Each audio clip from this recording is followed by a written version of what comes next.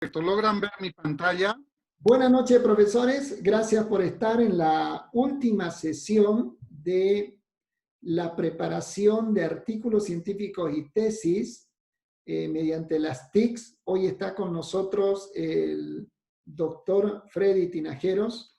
El doctor Freddy Tinajeros tiene un PhD en salud pública y con mención en epidemiología. Es docente de doctorado. Además, es representante de la Universidad Johns Hopkins a través de la Fundación Prisma.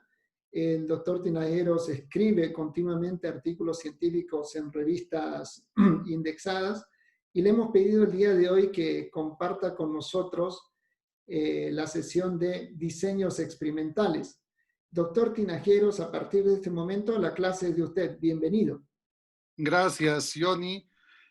Buenas noches, colegas. Un gusto compartir con ustedes.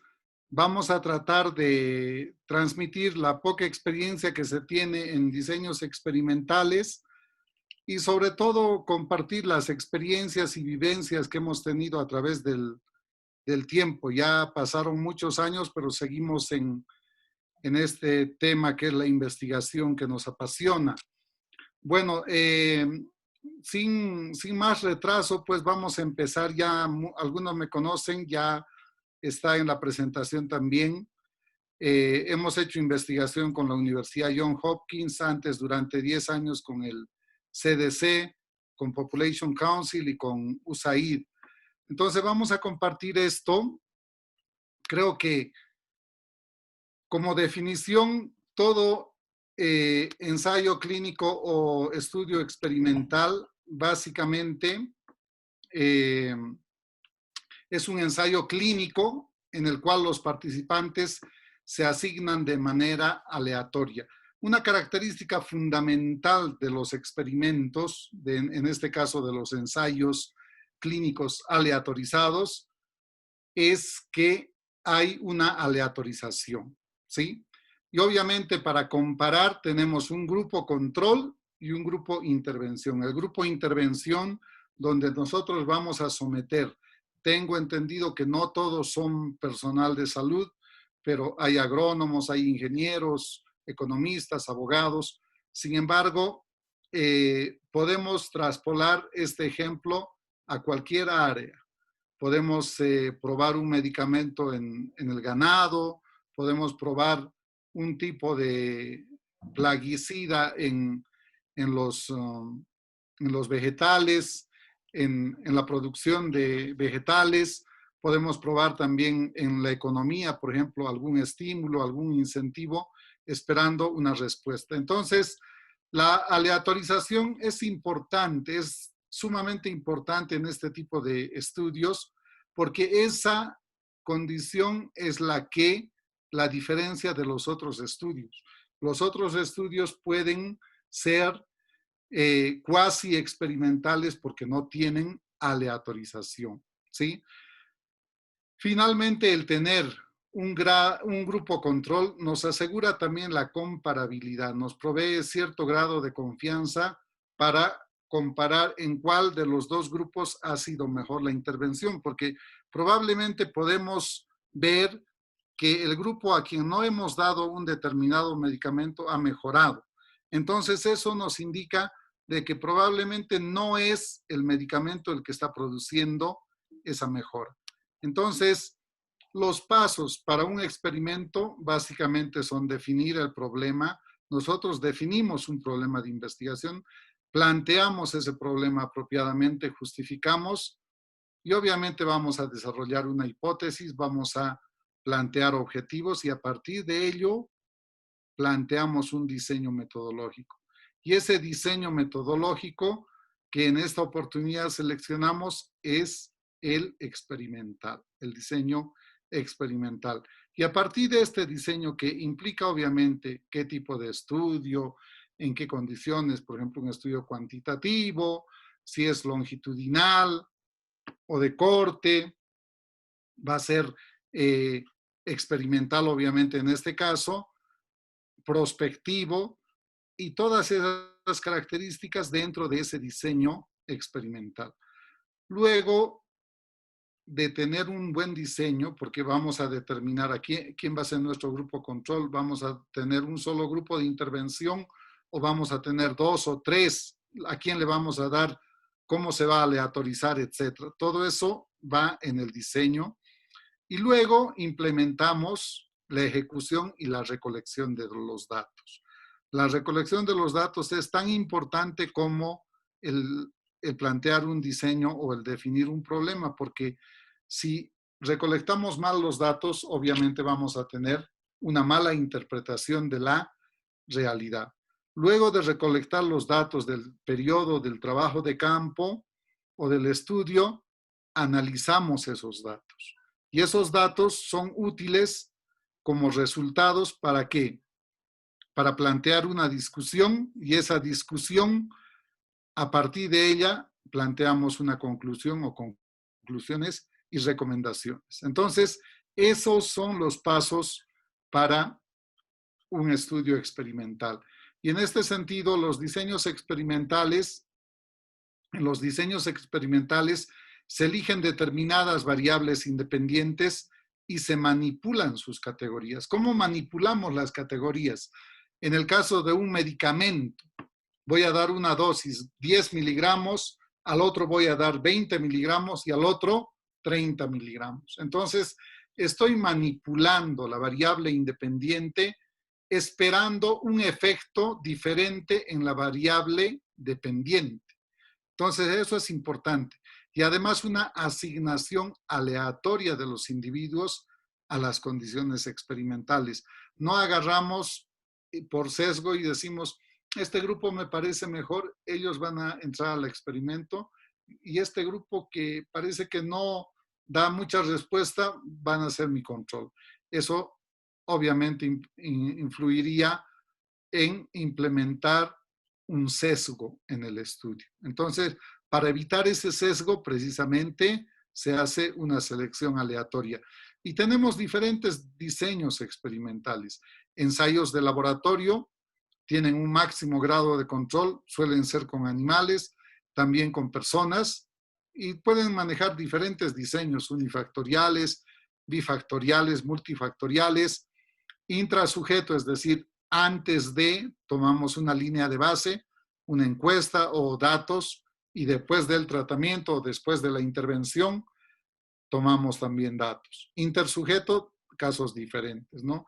Y obviamente, dependiendo si es pre y post del grupo, del mismo grupo, o pre y post de diferentes sujetos, también vamos a seleccionar diferentes pruebas estadísticas. Entonces, el otro tipo son los ensayos clínicos controlados. Hay un menor grado de control teóricamente, pero aún ese grado es elevado. Las personas tienen una enfermedad, se evalúa la eficacia de uno o más tratamientos. En este caso se puede utilizar para estudios terapéuticos. Hoy en día están utilizando muchos de estos estudios para el COVID-19. Obviamente se está probando el Remdesivir, se están probando muchos tratamientos alternativos y antivirales para ver. Y la única forma de ver la realidad es probando con el grupo control, porque como les dije, puede haber una mejoría aparente en el grupo donde no hemos dado el medicamento. O puede haber un efecto Hawthorne donde las personas por ser vistas o de saber que están siendo observadas, cambian su comportamiento.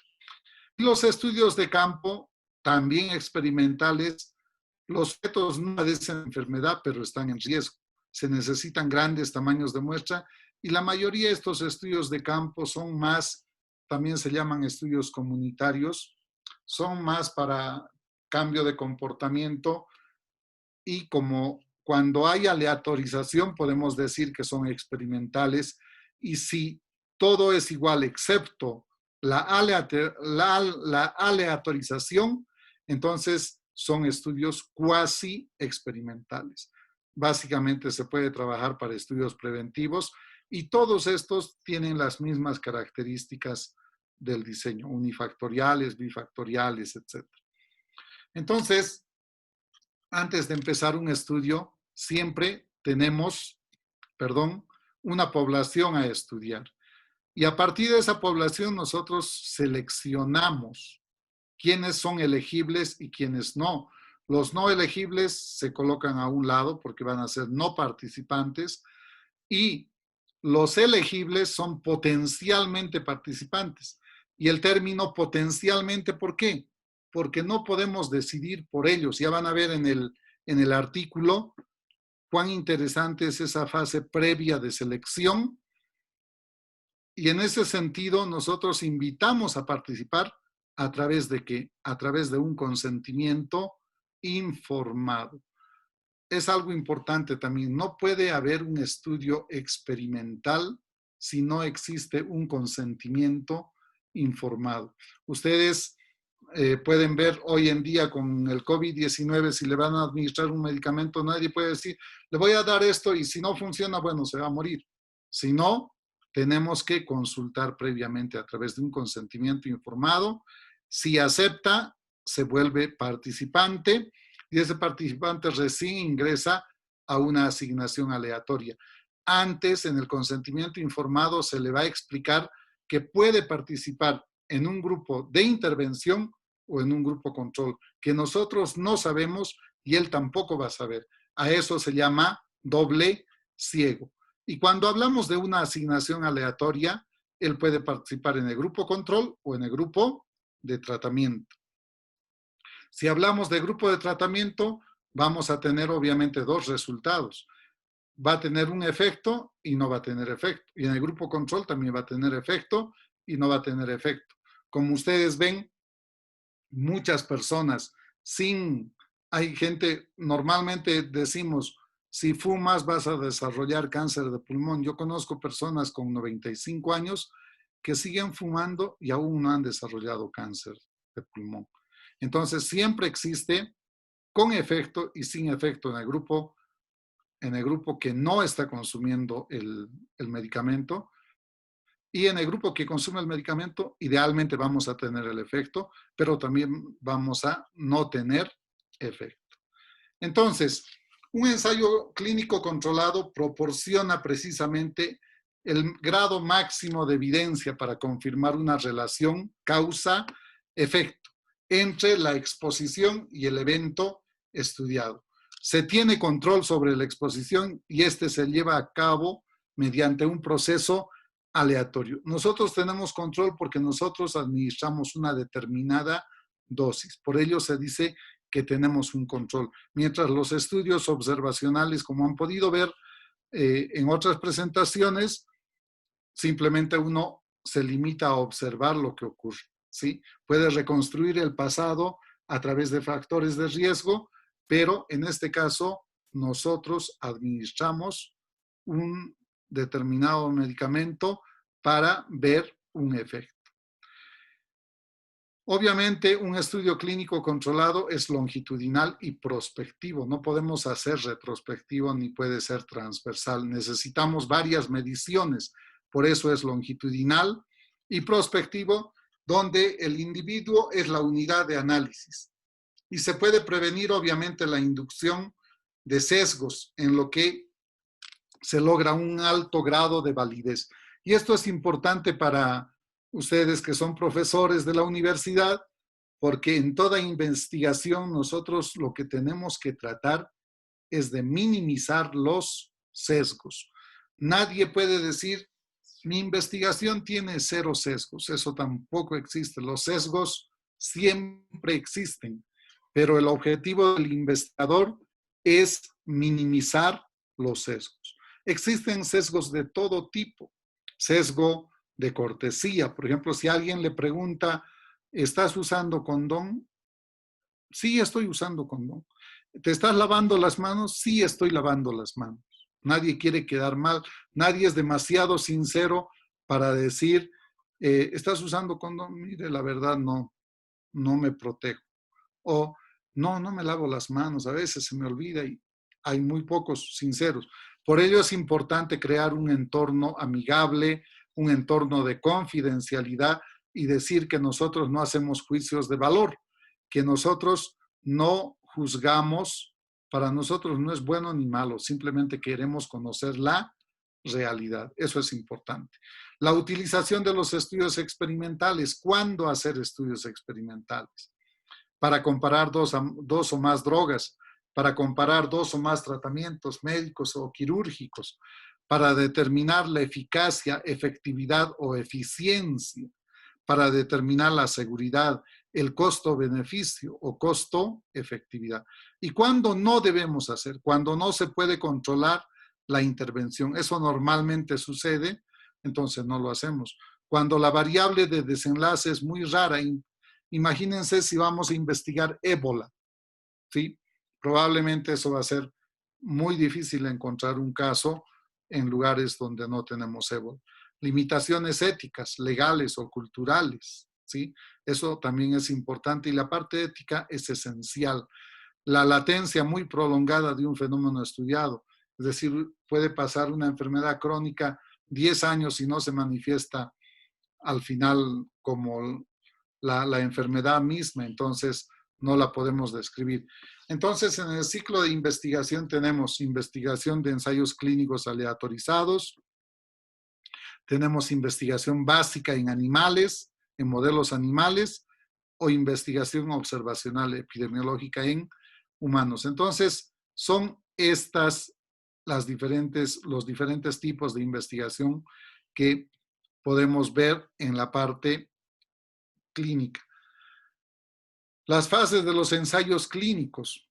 Antes que se puedan probar los tratamientos potenciales en una persona, se estudia primero la toxicidad potencial y esto se lo hace en laboratorio con animales de experimentación, con ratas, cobayos, etcétera, y los tratamientos que tienen perfiles de seguridad aceptables y que muestran la mayor promesa se transfieren a ensayos clínicos aleatorizados. Y estos ensayos se realizan en 4 fases, cada uno con un propósito diferente, ¿sí? Entonces, estas son las 4 fases. En la fase 1, un nuevo medicamento o tratamiento se prueba en un pequeño grupo de personas y normalmente, a veces uno recibe críticas en esto, pero esto es así y esto está extractado del Clinical Research Trials and You del National Institute for Health, del Instituto Nacional de Salud de Estados Unidos, y dice que el primero, la fase 1, tenemos que probar el medicamento en un pequeño grupo de personas, 20 a 80, por primera vez para evaluar su seguridad y determinar un rango de dosis seguro e identificar algunos efectos secundarios. En la fase 2, el medicamento o tratamiento del estudio se administra a un grupo más grande, entre 100 a 300, para ver si es eficaz y para evaluar su seguridad. En la fase 3, el medicamento o tratamiento ya se utiliza y se administra a grandes grupos de personas, de 1,000 a 3,000. ¿Para qué? Para confirmar su efectividad y monitorear los efectos secundarios. Y finalmente, en la fase 4, el fármaco o el tratamiento se evalúa más a fondo en la población general después de que se ha autorizado su comercialización. En este caso, el FDA, Food and Drug Administration, es quien autoriza la introducción de ese medicamento. Y hoy en día tenemos muchos medicamentos que actualmente pasaron la fase 3, pero aún están en la fase 4, ¿sí? Pero ya han sido incorporados, han sido aprobados por el FDA, como el bedaquiline, delamanid, pretomanid, que son nuevos antibióticos para el tratamiento de la tuberculosis, porque existen personas multidrogos resistentes que ninguno de los antibióticos antiguos les hace efecto. Entonces, dentro de las fases de los ensayos clínicos, esta es otra ilustración. En la fase preclínica se hacen los estudios de laboratorio. En la fase 1, como hemos visto, se evalúa la seguridad básicamente. En la fase 2, la seguridad y la dosis. En la fase 3, la eficacia. Y finalmente, una vez que es aprobado por el FDA, pasa a una fase 4. En esta fase 3 hablamos de muchas personas y hablamos de estudios multicéntricos. Y en la fase 4, obviamente estamos hablando ya de que algunos países implementan, lo prueban y se necesita retroalimentación, especialmente para evaluar efectos secundarios. Entonces, la caracterización de los ensayos clínicos aleatorizados, en inglés le dicen trials, cuándo aleatorizamos y cuándo no. Entonces, uno se pregunta si estamos en fase 1, dice que en un estudio monocéntrico se puede aleatorizar o no, nos preguntamos en la fase 1. Dice que no se aleatoriza, ¿sí? En un estudio multicéntrico y monocéntrico tampoco, ¿sí? En la fase 2 es rara su aleatorización, ¿sí? En el multicéntrico a veces, ¿no? Y finalmente, uso de controles históricos en la fase 3 y en el multicéntrico sí se aleatoriza y en la fase 3 aquí también se aleatoriza. Entonces, a partir de la fase 3 sí es obligatoria la aleatorización, ¿sí? Entonces, básicamente, ese como resumen de esta tabla. ¿Y por qué necesitamos evaluar ensayos clínicos? Básicamente para evaluar nuevas fronteras. Y el método más definitivo, más efectivo para determinar si un tratamiento es o no efectivo es precisamente los ensayos clínicos. ¿Por qué? Porque minimizamos los sesgos al incorporar un grupo control y al medir en las mismas condiciones si tiene un efecto positivo o no. Otros diseños tienen sesgos potenciales, no se pueden determinar en base a una observación no controlada si una intervención ha marcado una diferencia en el resultado. Algunos problemas frente a la causalidad, existen muchos ejemplos de falsos positivos: la dieta alta en colesterol y cáncer rectal, fumar y cáncer de seno, vasectomía y cáncer de próstata, carne roja y cáncer de colon, carnes rojas y cáncer de seno, beber agua con frecuencia y cáncer de vejiga, no consumir aceite de oliva y cáncer de mama, replicación de estudios observacionales, ejemplo, el tabaquismo y el cáncer de pulmón. Entonces, en algunos de estos pueden haber factores confusores o sesgo, por ejemplo, el betacaroteno también. Entonces, es por ello importante analizar a través de ensayos clínicos controlados o aleatorizados, determinar la incidencia de los efectos secundarios. Ejemplo, el proyecto coronario de drogas, detección de efectos secundarios en arritmias cardíacas. Dice que los que consumen clofibrato tienen 33% y los de niacina 32.7% y los de placebo 38.2%. Esto es en un estudio, pero el valor de P es mayor a 0.05. ¿Esto qué nos está demostrando?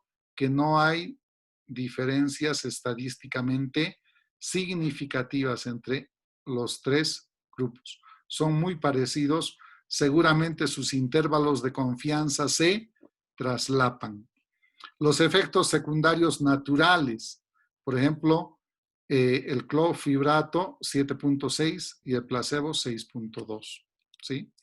Entonces, son algunos ejemplos de cómo no podemos agarrar y decir esto es muy bueno. Mucha gente dice, no, mejoraron en un 20%, cuando los que han mejorado sin el tratamiento son 15% y no hay diferencias estadísticamente significativas.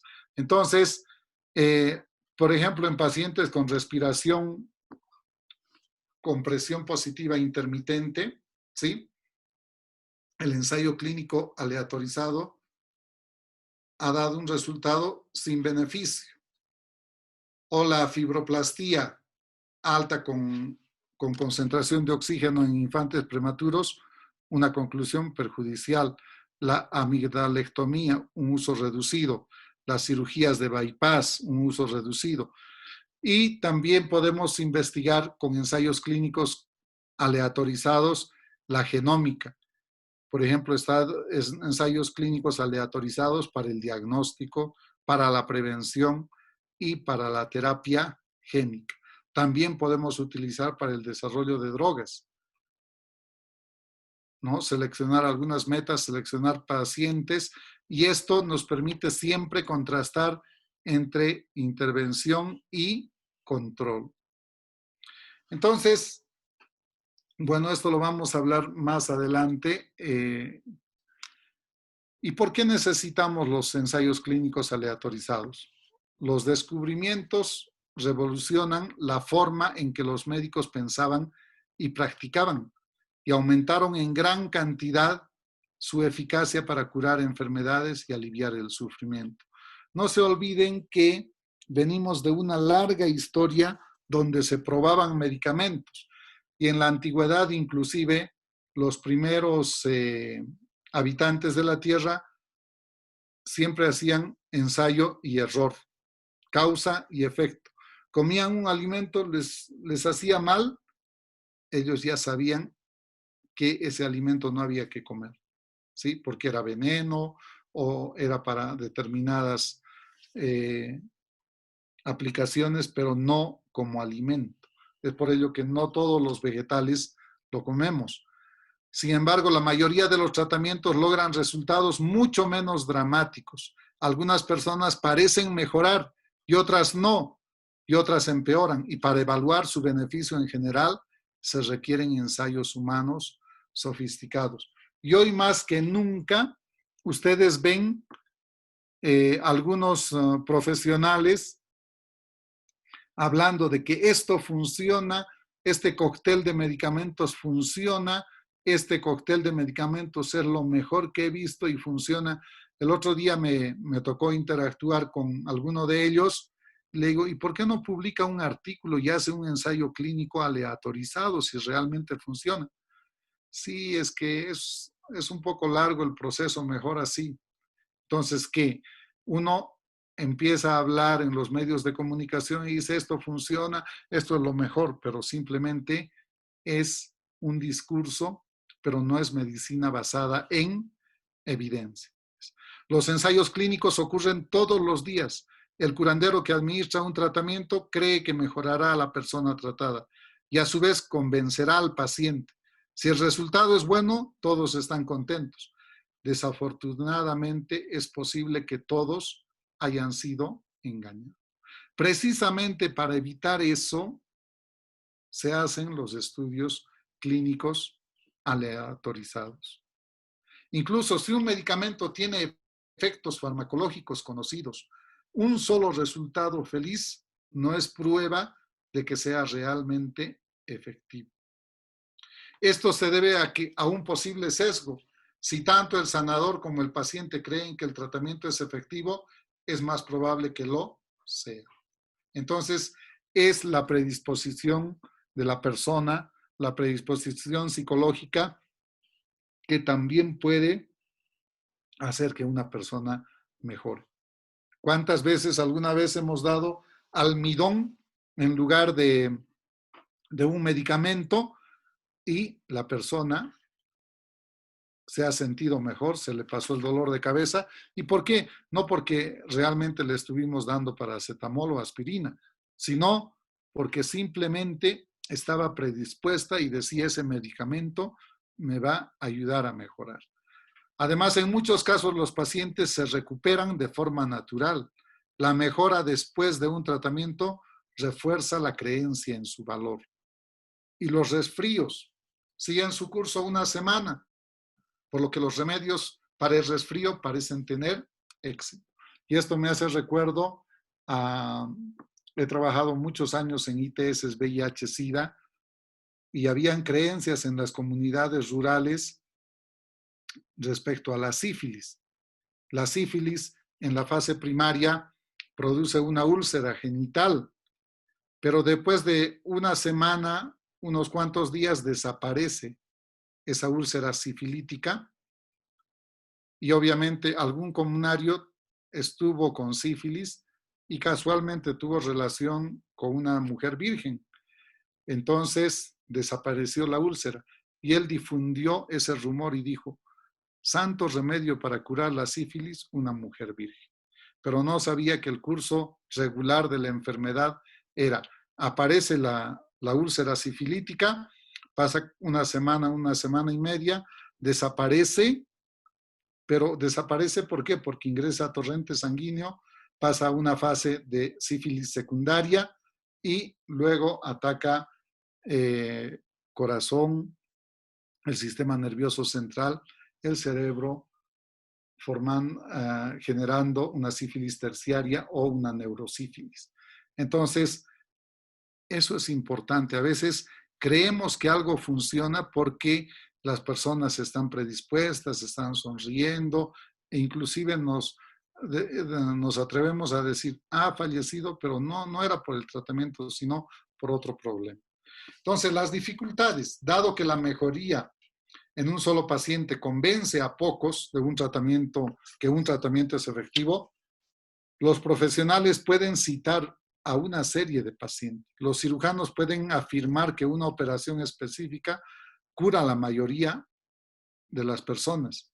Cuando un medicamento es aparentemente exitoso en varios pacientes, los médicos se pueden entusiasmar y ambos están sujetos a un sesgo. Además, el éxito temprano a través de las fuerzas naturales o la causalidad refuerza la confianza en el remedio y hacen correr la voz.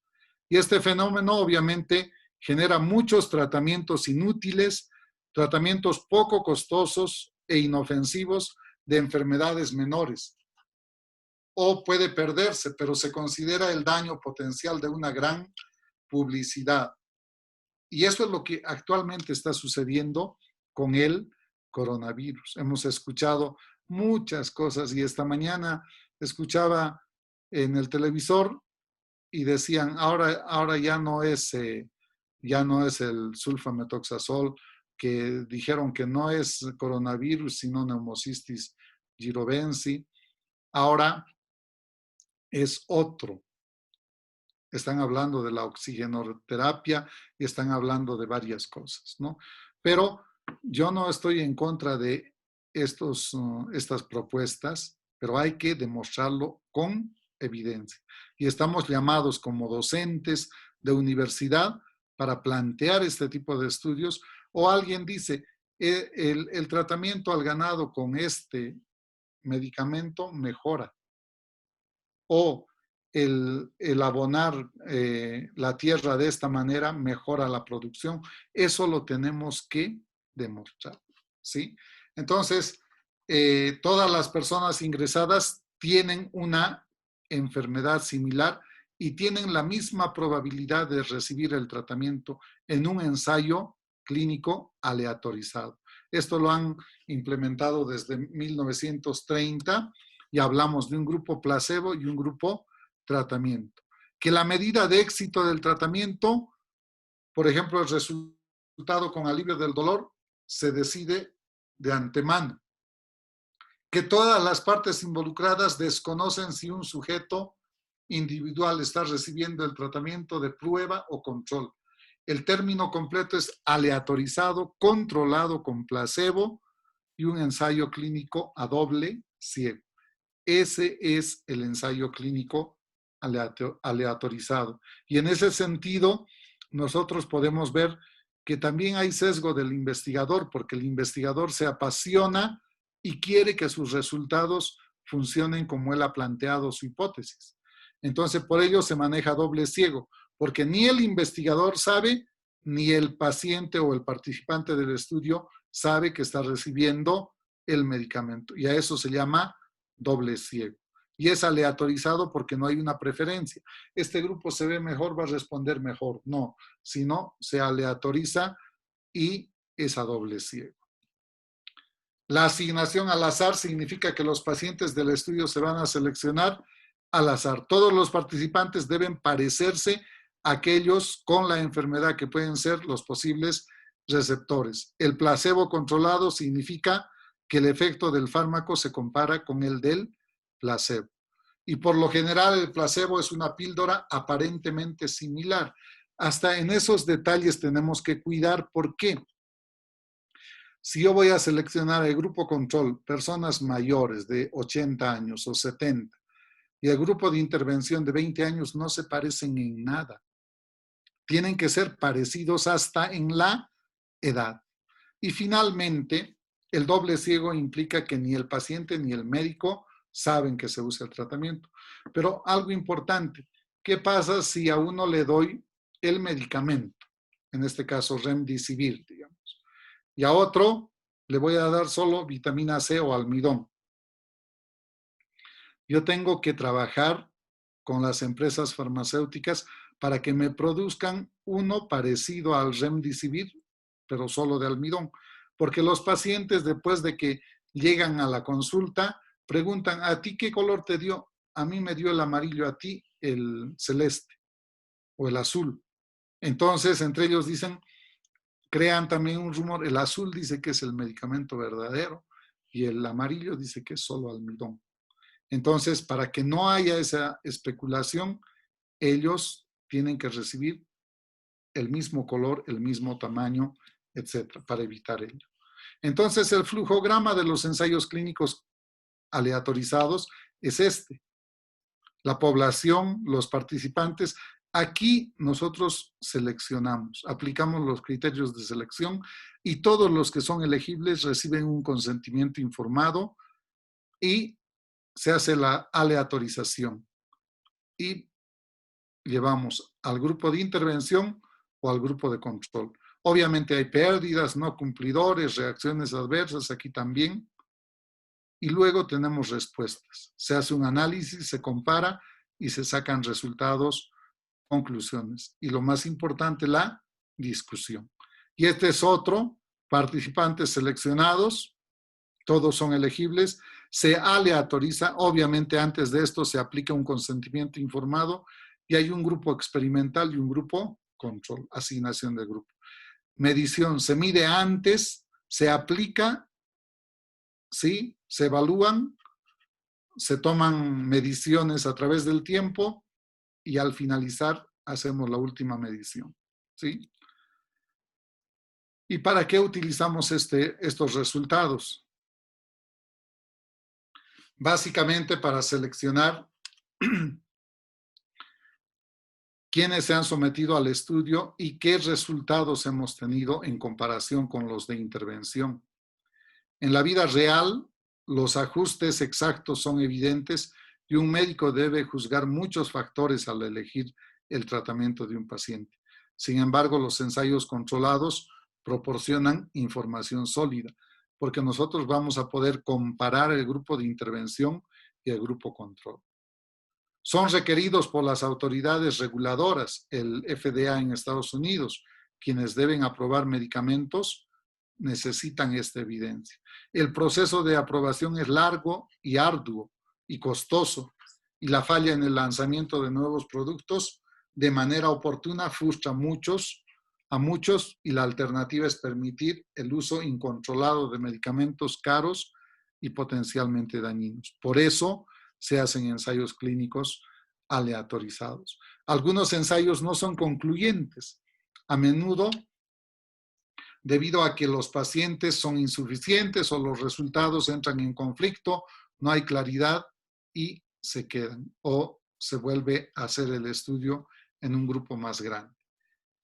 Los epidemiólogos realizan revisiones sistemáticas de los ensayos clínicos aleatorizados con la esperanza de que los datos sean convincentes. Varios problemas resuelven de esta manera, pero los resultados son creíbles solo si los ensayos revisados emplean pacientes similares con enfermedades similares, diseños de ensayos similares y medidas de resultado similares. Y este es el ejemplo de la hidroxicloroquina. Recuerdan que Lancet publicó como hace un mes y medio que la hidroxicloroquina no tenía beneficios y más bien incrementaba en un 19% la morbilidad de estos pacientes por problemas cardíacos e incrementaba la mortalidad, ¿sí? Y hace 2 semanas Lancet dijo, alguien hizo una revisión y dijeron que estaban mal esos resultados. Entonces, al final no se sabe y entraron en controversia. Para ello también son importantes los metaanálisis, ¿sí? Y obviamente se publique todo, ¿no? Por ejemplo, algunos no publican los resultados negativos, pero deberíamos publicar porque también de los resultados negativos se aprende, porque en los resultados negativos podemos ver qué es lo que ha funcionado y qué es lo que no ha funcionado o qué es lo que no se debe hacer. Entonces, en la interpretación de resultados tenemos un grupo control donde y un grupo de intervención donde vamos a tener la intervención. Hay una mejora espontánea, aparentemente, en ambos grupos, un efecto Hawthorne, ¿sí? El efecto Hawthorne es cuando las personas, por la influencia de saber que están siendo observadas, cambian su comportamiento. El efecto placebo, ¿sí? Y todo esto se descuenta con el grupo control, es decir, todos los sesgos, todo lo que pueda ocurrir no a causa del medicamento se descuenta con el grupo control y en realidad el efecto específico sería este. Por eso se hace control e intervención. Entonces, los invitados a participar en un ensayo clínico deben saber que están recibiendo el medicamento, que habrá un beneficio, que el ensayo ofrece una oportunidad sobre su enfermedad, que el periodo de observación cercana por parte de los médicos puede tener beneficios en su salud y que ocasionalmente un ensayo brinda una oportunidad temprana de recibir un medicamento. Uno se tranquiliza si el ensayo se realiza en un hospital o en un establecimiento de práctica familiar con experiencia. Normalmente una compañía farmacéutica apoya, financia, pero los comités de ética deben aprobar los ensayos propuestos. Y estos comités evalúan el valor y la seguridad del juicio. El investigador del sitio de estudio es un profesional que conoce el medicamento y la enfermedad. Y ningún ensayo puede proceder sin una enfermera de estudio competente que supervise los progresos y que recopile los datos y la realización del ensayo, ¿sí? Es imposible garantizar una total seguridad, sin embargo, los fármacos que se prueban antes se ha probado, ¿sí? En laboratorio se han medido su toxicidad, etcétera. Y para las enfermedades no fatales o debilitantes es poco probable que se apruebe un medicamento con posibles resultados graves. Y al final uno hace su propio juicio y decide si participa o no. El investigador debe describir el tratamiento y cómo podría mejorar su condición, debe explicar los riesgos y la declaración de Helsinki describe precisamente el consentimiento y la ética de la experimentación en ensayos clínicos, ¿no? Entonces, es importante también preguntarse esto, ¿debo participar esto desde el punto de vista del paciente? Los resultados del estudio se van a publicar, pero no se manejan nombres ni apellidos. Hay confidencialidad, se debe aceptar la interrupción de su vida, además está cómodo con el personal del estudio, debe sentir que los tratamientos para su enfermedad son actualmente insatisfactorios, etc. Entonces, algo importante es que los participantes se pueden retirar en cualquier momento del estudio, no están obligados a empezar y terminar. Entonces, las diferencias entre grupo de intervención y control, tenemos un grupo experimental, le vamos a administrar el medicamento o va a entrar a un programa de prevención y estas las personas, final, antes de y después de, durante podemos medir también el grupo control antes de y después de, y también se puede medir durante, pero no se hace ninguna intervención, ¿sí? Los pasos, ustedes pueden observar, elaboramos un protocolo, sometemos ese protocolo para una aprobación de un comité de ética, capacitamos al equipo, seleccionamos los grupos, aleatorizamos, aplicamos un consentimiento informado. Estos dos puntos son claves. recolectamos los datos, exposición a la estrategia en la intervención, aplicación de encuesta, vaciado la base de datos, análisis de datos y redacción de los resultados. Y finalmente, la elaboración de la discusión y las conclusiones. ¿Y por qué he colocado estas 3 diapositivas de principios fundamentales? Porque dice que no se puede hacer un estudio o un ensayo clínico aleatorizado si no hay una parte ética que respete a las personas. El respeto por las personas es importante y esto se manifiesta a través de la autodeterminación y la firma de un consentimiento informado, la beneficencia y la justicia. El respeto por las personas porque son autónomas, se autodeterminan. Las personas vulnerables necesitan protección como personas con poca educación, pobres, con dificultades a obtener servicios de salud, mujeres. ¿Y quién qué instrumento es una prueba de ello? Es precisamente el consentimiento informado. La beneficencia, no solamente hablamos del bienestar físico, sino también mental y social, porque a nadie le gustaría que publiquen su nombre y apellido, es un problema social, y digan, tales personas tienen VIH. Reducción de los riesgos al mínimo, colocar desinfectantes, utilizar las agujas estériles, etcétera, desechables. La protección del participante es la principal función del investigador o responsabilidad del investigador. La distribución de los riesgos y beneficios en la parte de justicia, el reclutamiento equitativo de los participantes. No voy a llamar a mis amigos o a los que trabajan conmigo, sino tiene que ser a la población objetivo. Protección especial para grupos vulnerables. ¿Y qué es el consentimiento informado? Simplemente es un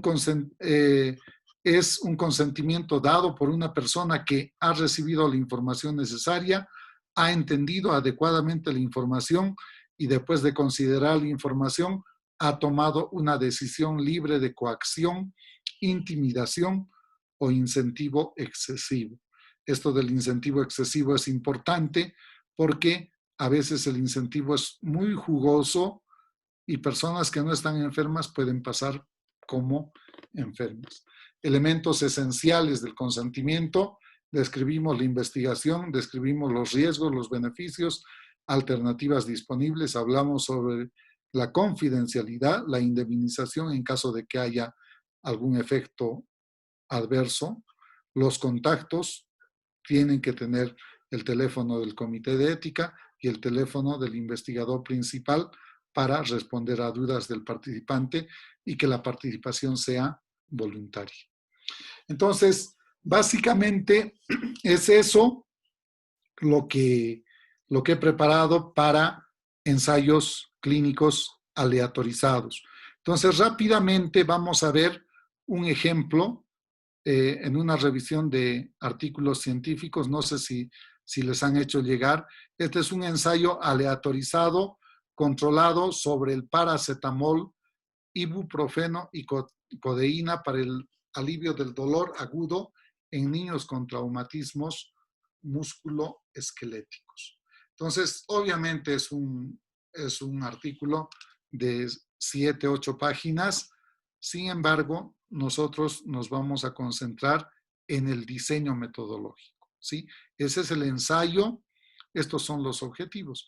Determinar cuál de los 3 analgésicos, paracetamol, ibuprofeno o codeína, administrados en forma de dosis única, confieren la mayor eficacia analgésica en niños que se presentan en el departamento de urgencias con dolor debido a lesiones musculoesqueléticas agudas, ¿sí? Entonces queremos ver la efectividad, la eficacia, y dentro de los métodos se asignó aleatoriamente a niños de 6 a 17 años de edad con dolor debido a una lesión musculoesquelética en las extremidades, cuello y vértebras. Y que se produjo en las 48 horas previas a su presentación en el departamento de urgencias.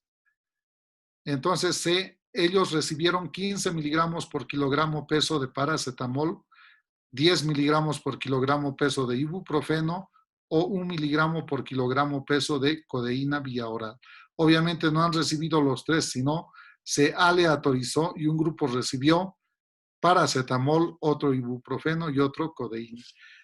Los niños, padres y asistentes de la investigación permanecieron enmascarados a la asignación del grupo. Es decir, no se les dijo, tú eres del grupo paracetamol, tú eres del grupo, sino a eso se llama enmascaramiento.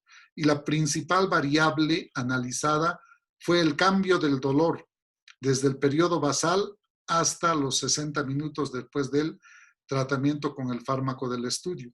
Y según lo determinado utilizando una escala de análogos visuales, ¿sí? Entonces se midió el dolor. Y esto es lo interesante. Vamos a ver esta primera parte. Eran 801 participantes abordados. De esos, 21 no eran elegibles según los criterios de inclusión y exclusión. Entonces nos quedamos con 780 y de esos 780, miren, 324 rechazaron el consentimiento informado. Muchos dicen, no, no me interesa participar. 144 no eran de la gravedad suficiente. 76 rechazaron la medicación, 40 prefirieron medicación específica, 64 rechazaron el consentimiento y otras, 48 sin asistente de investigación, 34 por otras razones y 38 por razón desconocida. Al final del día se quedaron con 336. Y eso es, esta parte observa mucho el Comité de Ética y también para publicar un artículo. Si nosotros decimos 801 participantes abordados y 801 participantes asignados aleatoriamente, uno como que empieza a dudar y dice, ¿qué convencedores o qué capacidad de convencimiento tienen? Porque del total, el total aceptó. Y la vida real no siempre es así. Entonces se quedaron de 801 con 336. Y miren, con codeína, 112 personas. Con paracetamol, 112. Y el grupo ibuprofeno, 112. Hicieron el seguimiento, ¿sí? Hay pérdidas siempre en ese proceso. Y al final, 79 participantes después de 120 minutos. Aquí 79. Y aquí miren, 83. ¿Sí? Perdón, aquí es 75, 79 y 83. Entonces, los resultados. ¿Y qué nos interesa de los resultados? Miren, algo importante que les comentaba. La edad media en codeína, 12.2. En paracetamol, 12. Y en ibuprofeno, 11.8. Pregunta, ¿todos están alrededor de 12 años? Entonces, de eso se trata, de que para reducir los sesgos, los grupos sean iguales. Dice que teóricamente el grupo ideal de control es el clon de uno mismo, ¿sí? Pero que no va a tomar el medicamento. Pero como no tenemos clones, se trata de aparear de esa manera, ¿sí? Entonces, el porcentaje de varones, 69, 71, 62, ¿sí? Entonces, si ustedes ven, se ha tomado datos muy parecidos, ¿sí? Las fracturas, el porcentaje de fracturas, 56, 56, 64, ¿sí? Entonces, esta tabla ya nos indica algo. A los 60 minutos, que era objetivo del estudio, ¿qué porcentaje ha disminuido el dolor? Por eso es negativo, menos 7, con un intervalo de confianza de 8 a menos 6. Y en este grupo han disminuido a 14, con un intervalo de 19 a 9 negativos. Y en este grupo de ibuprofeno han disminuido a menos 29. Es decir, hubo mayor disminución del dolor en comparación a este. Y el valor de P menor a 0.001. Es decir, que estaban trabajando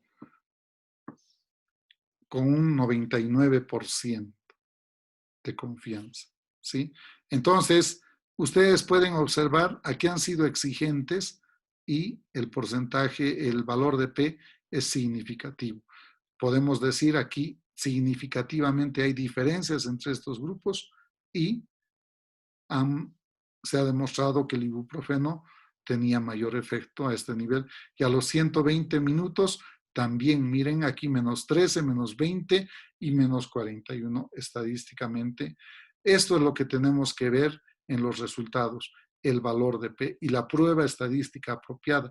Si estamos hablando de grupos diferentes, ¿qué prueba estadística tendríamos que utilizar? Son grupos diferentes, vamos a evaluar medias de 3 grupos, ¿no? O cuando evaluamos de 2, ¿qué tendríamos que utilizar? Tendríamos que ver si la distribución fue paramétrica o no paramétrica. Entonces, eso es importante. Y en este grupo, el cambio de la escala de análogos visuales, ¿sí? A los 30 minutos, a los 60 minutos, aquí a los 60, la media es menos 11, aquí en paracetamol, menos 12, codeína menos 11 y con ibuprofeno menos 24. Y estadísticamente significativo. A los 60 minutos, la escala de análogos visuales inferior a 30 milímetros, a los 60 minutos, 40. Aquí a los 60 minutos con paracetamol, 36. Y a los 60 minutos con ibuprofeno, 52. Estadísticamente significativa.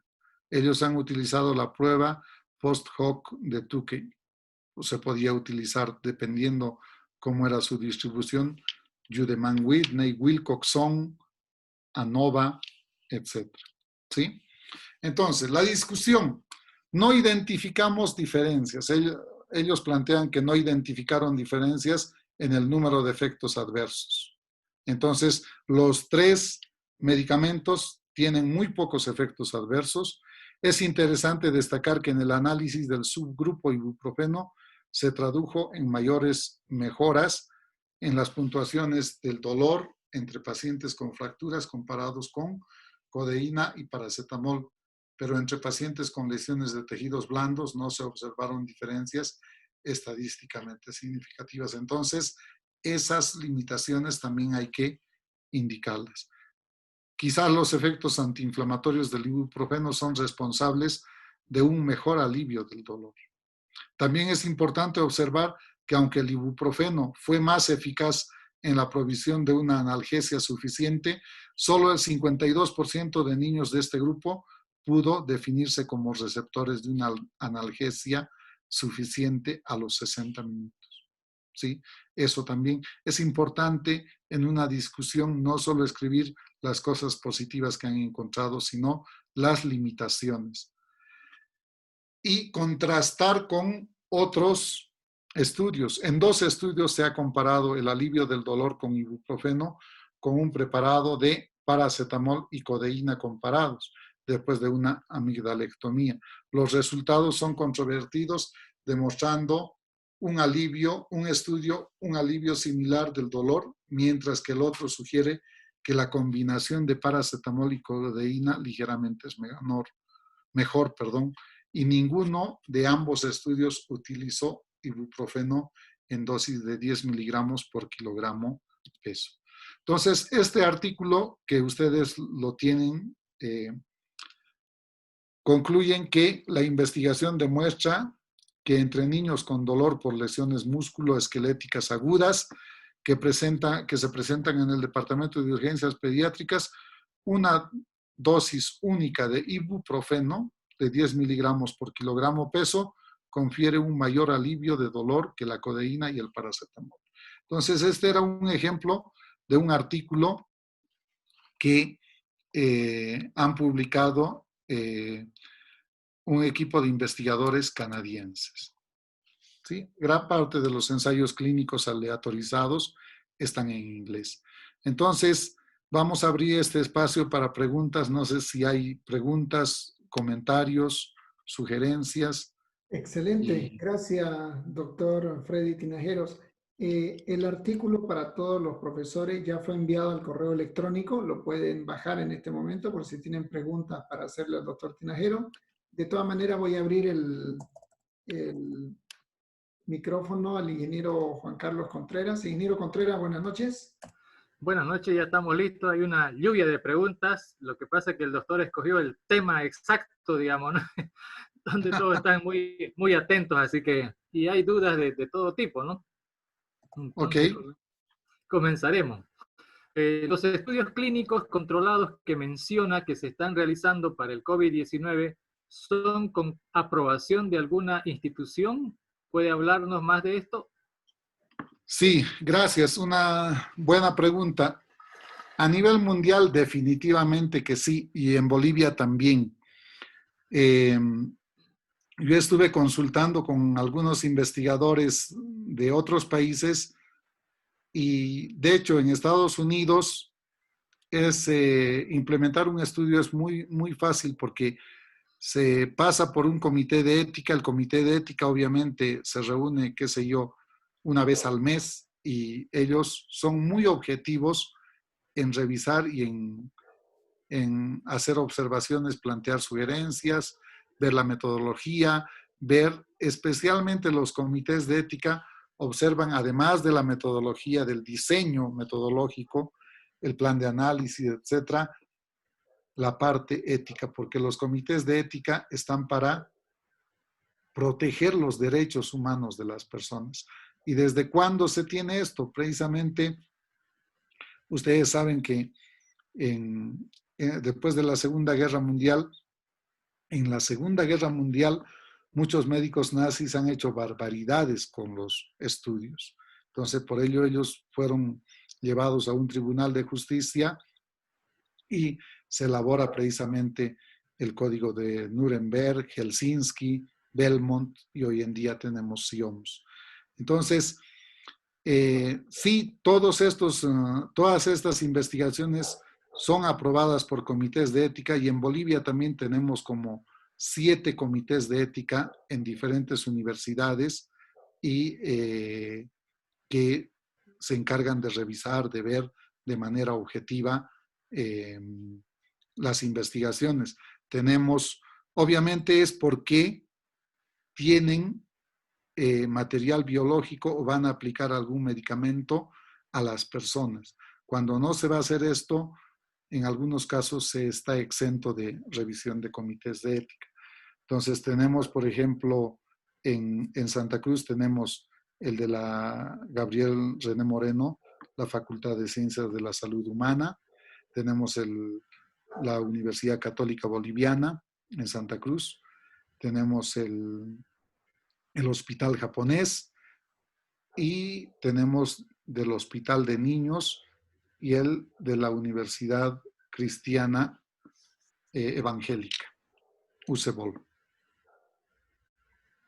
En La Paz también hay, en Cochabamba también, y ellos son los que deberían revisar la parte ética. Sin una aprobación de un comité de ética no se podría hacer. Y dije, en Bolivia es un poco más engorroso porque luego pasa al comité científico del colegio médico o al comité de ética del Ministerio de Salud. Cambio. Ok, gracias, profesor. Ahora, otra pregunta.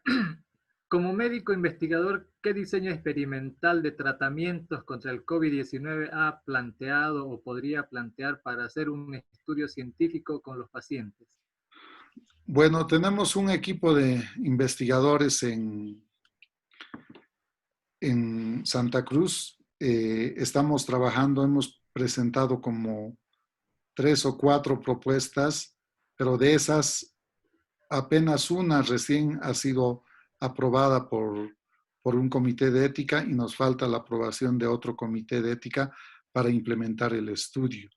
Estamos tratando de probar la ivermectina, 6 miligramos dosis única a los pacientes, apenas se sepan que han sido infectados con coronavirus, pero como le digo, aún están en aprobación. Y tenemos otros 2 que está también en proceso de aprobación. Perfecto. Otra pregunta que se hace, ¿la vacuna rusa contra el COVID-19 ha seguido las fases de ensayos clínicos? La verdad, desconozco este detalle porque aún no han publicado la eficacia de la vacuna. Están en proceso. A este proceso se llama preprint, ¿sí? Es decir, en el mundo hay como 8, 9, hasta 12 vacunas que están probando. Inclusive el Perú está probando, parte de nuestro grupo de investigadores está probando una vacuna muy prometedora, pero esa parte, digamos, aún no se ha publicado y por eso se dice que está en preprint. Seguramente que tienen que tener todos los controles, ¿no? Yo asumo, igual en China, de la única que es muy, muy pública y se maneja todo el tiempo, es de la vacuna Moderna, del laboratorio Moderna, que está también entre fase 3, si no me equivoco, y es muy prometedora, pero hay muchas, hay vacunas italianas que están investigando, en alemán también, y bueno, ojalá que investiguen todos y tengamos 10, 20 vacunas, porque una sola vacuna para cubrir a todo el mundo va a ser insuficiente, creo. Excelente. Preguntan, cuando se desea averiguar el efecto de una causa exógena, por ejemplo, concentración plasmática de un factor, teniendo en cuenta como variables independientes el tiempo de contacto con el agente, la edad, género, ¿qué diseño experimental tendría? Un agente exógeno. Tendríamos que identificar qué tipo de agente exógeno es y, bueno, las características fundamentales. Creo que es importante el pareo o el grupo control que sea lo más parecido y controlar las variables confundentes, ¿no?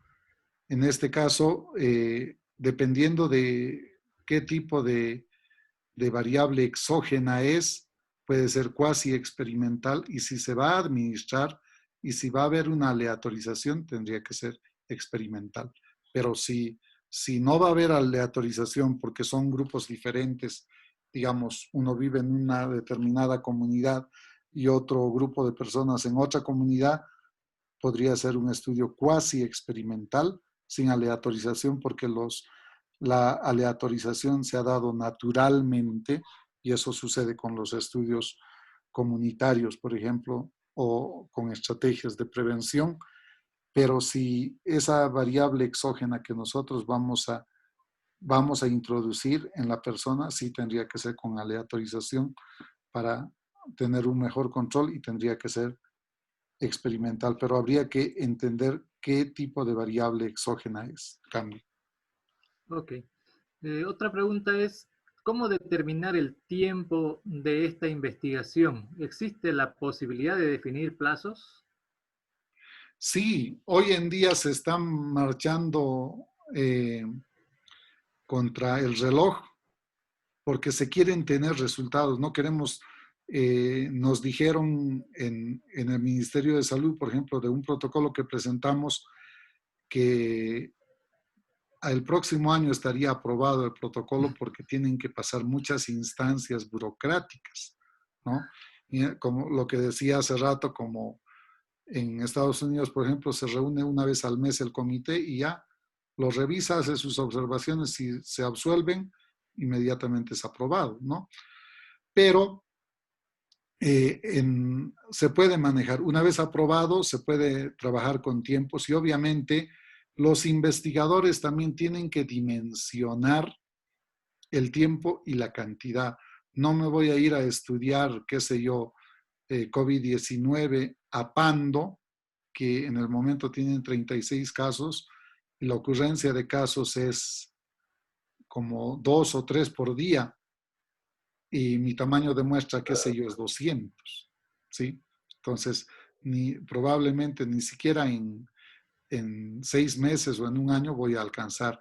En este caso, el lugar ideal para investigar sería Santa Cruz o La Paz o Cochabamba, ¿no? Entonces, eso hay que ver. Los investigadores tienen que dimensionar también y estar muy informados de la epidemiología, de ver cuál es la ocurrencia de casos, dónde podemos investigar y mejor si es en un solo establecimiento para, para reducir, digamos, los sesgos, porque muchos centros pueden traer también los problemas de control y medición de el seguimiento y las variables, puede afectar esto.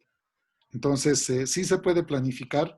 Nosotros habíamos planificado, por ejemplo, en fase 1, alcanzar a 80 personas como en 2, 3 semanas, no más, ¿sí? Incluyendo el seguimiento. Entonces, sí se puede alcanzar. Ahora, en Santa Cruz, por ejemplo, tenemos alrededor entre 400 a 600 cada día. Entonces, hay más posibilidades de alcanzar. Y también como tenemos personas que están en cuarentena, si no tienen, digamos, si no están en terapia intensiva, se puede alcanzar en los lugares de cuarentena. Cambio. Ok, me imagino que eso también tiene que ver con la experimentación, ¿no? En el caso del COVID, sabe creo que máximo que vive o muere, y en el caso del que comentaba del dolor, por ejemplo, es inmediato, 60 minutos, y obviamente hay otras cosas que podrían durar más tiempo o menos, ¿no? Me imagino. Sí, en realidad para COVID manejamos el tiempo, el periodo de incubación de 1 a 14 días. ¿Sí? Se puede extender un par de días más para hacer buenas mediciones y eso hay que manejarlo, ¿no? Y dependiendo también si estamos en fase 1, fase 2, fase 3 o fase 4 de los estudios, ¿no?, experimentales, porque como han visto en fase 3, el tamaño ya tiene que ser como 2.000 o 3.000, pero estamos hablando de ya estudios donde ya se ha demostrado su respuesta, su seguridad, su eficacia. Entonces, que yo sepa, no hay en este momento un medicamento que haya demostrado eso, que esté en fase 3, ¿sí? Ni siquiera el Remdesivir. Cambio. Ok, gracias, doctor. Otra pregunta dice, ¿a qué se refieren estudios multicéntricos y monocéntricos? Esa es una buena pregunta. Cuando ya estamos en fase 3 o en fase 4, se hacen estudios multicéntricos, por ejemplo, las vacunas para el HPV, incluso para el VIH, se prueban. Cuando es a escala pequeña, son monocéntricos, es decir, en un solo lugar. Pero ya cuando estamos a punto de aprobar en grande, queremos ver si este medicamento o esta vacuna es eficaz a diferentes condiciones y en diferentes poblaciones. No nos olvidemos que tenemos también fenotipos diferentes las personas. Entonces, quiero ver si funciona bien en La Paz, si funciona bien en Estados Unidos como Nueva York, quiero ver que funcione en Tanzania o en Nigeria, y también quiero ver que funcione en Asia, ¿sí? En Tailandia o en Hong Kong, y quizás inclusive un cuarto en Rusia, un quinto en Rusia. Entonces, de eso se trata los estudios multicéntricos. Se seleccionan diferentes, lugares o países donde se va a probar el medicamento que ya está prácticamente aprobada la fase 1, la fase 2, y la fase 3 la podemos hacer multicéntrico, o la fase 4 igual, para ver y demostrar que funciona en diferentes lugares. A eso se llama multicéntrico. El monocéntrico son en las fases iniciales, cuando a escala pequeña hacemos en un solo lugar O también podemos hacer en dos lugares. Por ejemplo, hoy en día hay mucha especulación y parece que hay evidencia, parece que tienen buena hipótesis, pero aún no hay evidencia. El IPPA creo que está haciendo un estudio, el IBBA, perdón, no IPPA, IBBA, Instituto Boliviano de Biología de la Altura, porque muchos se preguntan por qué hay una explosión de casos en Santa Cruz y en La Paz es menor. Muchos dicen que los rayos ultravioleta pueden afectar, ¿sí? 2, la enzima convertidora en angiotensina, también porque las personas que viven en La Paz probablemente tienen menor enzima y el virus ataca básicamente a esta y no se sabe qué es la verdad. Por ello, estamos en una etapa donde necesitamos gran cantidad de evidencia. Cambio. Ok. Preguntan, ¿en la fase de ensayos clínicos necesariamente se tiene que probar en uno de los grupos con un placebo? Muy buena pregunta. No necesariamente. Para COVID puede que no tenemos un medicamento en este momento, pero para otros no hay necesidad de placebo. En el caso de los analgésicos han visto, en un grupo han usado paracetamol, en otro codeína y en otro ibuprofeno. Y en ninguno han dado placebo. Es más, los comités de ética observan los placebos, es decir, hay un reglamento, una norma que dice los placebos se deben evitar y deben estar controlados. ¿Por qué? Porque en algunos casos significa torturarlo al paciente. Imagínense esos niños que están con dolor musculoesquelético. Uno de ellos decidían que iba a ser placebo. ¿Eso qué implicaba? Dejarlos con dolor 60 horas, ¿sí? Entonces, las normas de los comités de ética dicen al menos lo que ofrece el sistema de salud. Pero también a veces el sistema de salud no ofrece nada. Por ejemplo, en el caso de hepatitis B, estamos intentando hacer un estudio de hepatitis B a quien se le va a diagnosticar a la madre, se le va a dar al niño inmunoglobulinas, una prueba de carga viral, ¿sí? Y todo ese combo cuesta como $1,500 por persona. ¿Y qué es lo que hace el Estado para pacientes con hepatitis B? Prácticamente nada, porque no hay carga viral para diagnosticarles a la madre, tampoco inmunoglobulina al recién nacido, tampoco existe la prueba para el recién nacido y tampoco la vacuna. Entonces, a veces no se ofrece nada y en algunos casos eso implica que darle lo que le da el sistema de salud a veces implica no darle nada. Entonces, la parte ética tiene que salvar esos detalles y darle al menos lo que ofrece el sistema y al grupo de intervención, obviamente la molécula mejorada, la molécula innovadora, el medicamento que estamos tratando de evaluar. Cambio. Excelente. Preguntan también, ¿qué fórmula de aleatoriedad se usa? Bueno, existen varios, desde el Excel pequeño hasta el Stata, el SPSS, creo. Hay diferentes métodos de aleatorizar. Ustedes pueden agarrar, por ejemplo, los 336 pacientes que tenían con consentimiento informado en el artículo. Ustedes lo pueden meter a la computadora en el Excel y seleccionan, hacen un sort y les va a seleccionar aleatorio, sin ningún sesgo, 112 en este grupo, 112 y 112, y lo aleatoriza sin ningún problema. Se puede utilizar eso, se puede utilizar un intervalo de salto, se puede utilizar diferentes métodos. En algunos casos hemos utilizado, por ejemplo, de una prisión necesitábamos tomar, qué sé yo, 400 y el y el tamaño de esa presión era 4.000, estoy hablando del extranjero, ¿no? 4.000 entre 400 tenemos,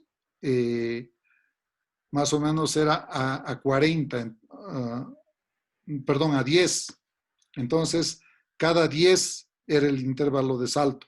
Entonces, hacemos números del 1 al 10, se sortean esos números, le decimos a una persona que saque y sale el 6.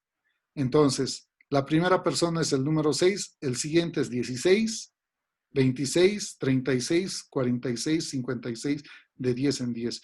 Pero alguien puede decir, pero no tuvieron la posibilidad de ser elegidos. Todos tuvieron, porque en ese sorteo del 1 al 10 podía salir el 1, el 2, el 3, el 4, el 5, o el 7, el 8, o el 9, entonces, o el 10. Entonces, todos tenían la misma probabilidad. Salió el 6 y todos los que terminan en 6 van a ser elegidos. Entonces, básicamente es así como también se puede hacer, o directamente en la computadora. Excelente. Más o menos similar a esto, ¿cómo se debe determinar la cantidad de individuos de control o placebo? Bueno, básicamente tendrían que hacer primero un cálculo de tamaño de muestra, ver la enfermedad, utilizar el porcentaje de la enfermedad o la prevalencia de la enfermedad, el intervalo de confianza y obviamente el error estadístico que quieren manejar. Y a partir de ello pueden calcular si van a utilizar el universo o no, también pueden estimar el universo. Y existen varios métodos. El EPIDAT es un método muy robusto, es de la Organización Mundial de la Salud. También existe otro, el EPINFO, desarrollado por CDC, Centro de Control de Enfermedades. Tiene una aplicación dentro del EPINFO que se llama StatCalc. Ustedes meten los datos y les va a calcular rápidamente cuál es el tamaño ideal de la muestra, considerando esos parámetros. Cambio. Excelente. ¿Los tipos de análisis experimentales siempre son lineales? Perdón, no le entendí a qué se refiere con la linealidad. Sí, bueno, eso supongo que bueno, lo vamos a dejar para más adelante que la persona lo aclare. Sigamos. ¿Qué porcentaje se debe curar de personas para que se considere efectivo un medicamento? Bueno, en realidad no hay un rango, ¿no? No hay un rango. Quisiéramos que el 100% se cure, pero todos los seres humanos somos tan diferentes. Han visto ustedes con el COVID, hay gente que se enferma y hay gente que tiene 70 años. El otro día dieron de alta a una señora de 95 años, no sé en qué lugar, y pues y hay jóvenes de 25 años que están muriendo. Entonces, no hay un porcentaje, más bien lo que cuando se trata de probar la efectividad, ustedes han visto, quien determina es la prueba estadística y obviamente que no hayan sesgos, ¿no? Entonces, no hay un porcentaje, pero seguramente nosotros como investigadores planteamos a qué queremos llamar, a qué vamos a denominar efectivo cuando un medicamento pasa de un determinado porcentaje, ¿sí? Pero en muchos casos se compara el efecto de un medicamento con el otro, como han visto, por ejemplo, en el ibuprofeno comparado con el paracetamol o la codeína. La diferencia no eran, en algunos casos, en algún análisis, no era ni siquiera de 10 puntos, pero había diferencia estadísticamente significativa. Entonces, ¿qué prefieren? ¿Que les alivie más el dolor o permanecer con este? Entonces, si este contribuye mucho más a mejorar el dolor, pues probablemente ese resultado es plausible y ayuda en ese objetivo. Cambio. Excelente. Preguntan, si se hace un ensayo clínico aleatorizado doble ciego con el tratamiento actual que se está aplicando contra el COVID, los resultados van a demorar mucho tiempo. Entonces, ¿qué hacer si se debe salvar al paciente? Esa es una buena pregunta, pero en realidad no debería demorar mucho tiempo, porque al paciente se le hace la intervención, se le hace la intervención con el medicamento y a los que son grupo control se le va a dar lo que el sistema actualmente le da.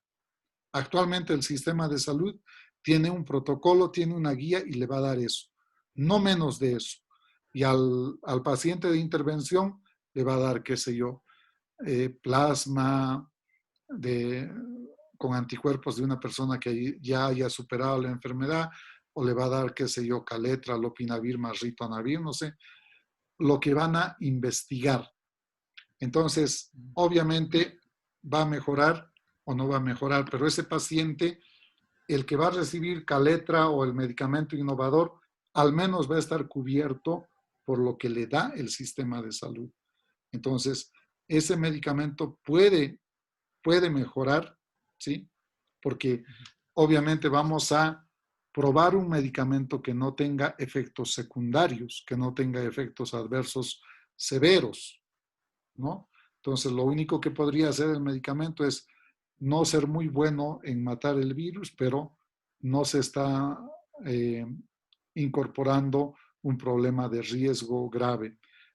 Si tenemos un medicamento que no se utiliza, no se ha probado, tampoco pasaría a fase 1. ¿Cambio? Excelente, profesor. Ahora viene otra pregunta. ¿Cómo es estos experimentos en vacunas? Pensando, por ejemplo, en el COVID-19, ¿no? Porque o sea, la vacuna se tendría que aplicar sin que se enfermen y probar después de que se hayan enfermado o que se hayan contagiado del virus y que se hayan recuperado y todo eso, ¿no? Considerando que hay probabilidad de que no se infecte y además no es obligatorio infectarlo, digo. Claro, en realidad la vacuna lo que se va a medir es el nivel de anticuerpos, el nivel de inmunidad ante el coronavirus. Y en ese sentido, las vacunas están avanzando muy bien. La mayoría ya han pasado fase 2. El de Moderna creo que va a ingresar a fase 3, el de Perú también. Y se piensa que en septiembre, octubre, estarían en fase 4 para, ojalá, digamos, en noviembre, diciembre, tener los resultados y producir en masa. Por eso decía hace rato, qué bueno que están investigando en vacunas como 20 compañías a nivel mundial, porque que tengamos 10, esas 10 van a ser insuficientes para vacunar a todo el mundo. Porque imagínense si solo Estados Unidos tiene, solo para vacunar a toda su población van a demorar meses, ¿sí? Pero bueno, yo creo que cada país tiene un plan y seguramente está preparándose para ello, pero estas vacunas están muy prometedoras. Ojalá que pronto se encuentren. Pero básicamente es eso, que no se espera, digamos, infectar a los vacunados, sino lo que se mide es en términos de su respuesta inmune. Okay. Preguntan, hay afirmaciones que indican que el COVID-19 es manipulado y tienen virus del VIH. Al tratar con plasma, ¿también se está transfiriendo este virus? Ya, no hay evidencia científica que el virus haya salido del laboratorio. De hecho, han hecho el secuenciamiento genético del virus y se ve que ese virus es de origen animal, que se ha aislado y no es producido en laboratorio. Tiene una secuencia muy similar al coronavirus que tienen los animales, en este caso el murciélago. Hay una teoría también de un animal intermediario, etcétera, pero no hay evidencia de ello. Y obviamente, si están transfundiendo mucho plasma, Yo asumo que todo el plasma que se transfunde está testeado. Los bancos de sangre, previo a cualquier transfusión de sangre, tienen que hacer VIH, hepatitis B, sífilis, Chagas, creo que me olvidé uno más, pero están obligados a hacer ese tamizaje y no pueden transfundir, no solo plasma, sino cualquier transfusión sencilla tiene que pasar ese tamizaje de pruebas. Así que espero que con esta pandemia no se esté descuidando el tamizaje. Yo creo que están haciendo tamizaje, pero no sé. También he escuchado que mucha gente dice eso, pero para transfundir cualquier tipo de sangre, cualquier componente de la sangre, se hace ese tamizaje por norma. Cambio. Ok. Preguntan, ¿se está haciendo diseños experimentales actualmente en plasma hiperinmune? ¿Es cierto que el factor RH no influye para su ensayo en pacientes en tratamiento? No influye, pero desconozco, nosotros tenemos un protocolo, pero aún está en los procesos de revisión y como le dije anteriormente, nos han indicado que tienen que pasar muchos comités científicos del país y a veces eso sucede, ¿no? Que alguien quiere hacer algo nuevo y pasa por mucha burocracia, pero bueno, ojalá que eso sea para reforzar el protocolo, para darle mayor solvencia al protocolo, pero estamos a la espera de esa autorización. Bueno, y la otra justamente preguntaban sobre el tema de cuál es el protocolo que se usa para el tratamiento con plasma. Bueno, están en las guías del Ministerio de Salud, está publicado. En este momento no lo tengo, pero puedo conseguirles y compartirles. Creo que en algún momento lo tuve, pero puedo compartirles. Básicamente, el criterio tendría que ser un paciente que ha superado el coronavirus, que se demuestre que realmente ha tenido coronavirus, se demuestre su nivel inmunológico, ¿sí? Con anticuerpos IgG, IgM, hacer plasmaféresis de su sangre y transfundirle el volumen de sangre. Más o menos en promedio es como 250 ml por persona. Muy bien, muchas gracias, querido doctor. Esas son todas las preguntas que se han podido recoger desde el chat. Creo que pasamos a la otra fase. Bueno, muchas gracias. Ha sido un gusto compartir con ustedes esta información y bueno, vamos a seguir en contacto y cualquier cosa estoy a la orden siempre para compartir y abrir, digamos, esta discusión o estas investigaciones que a todos nos apasionan, especialmente ahora que estamos en una pandemia como es la del coronavirus. Muchas gracias por su tiempo y estoy a sus órdenes. Un saludo cordial a todos. Gracias, doctor Tinajeros. Gracias por estar con nosotros. Gracias a todos los que nos están siguiendo. Buenas noches.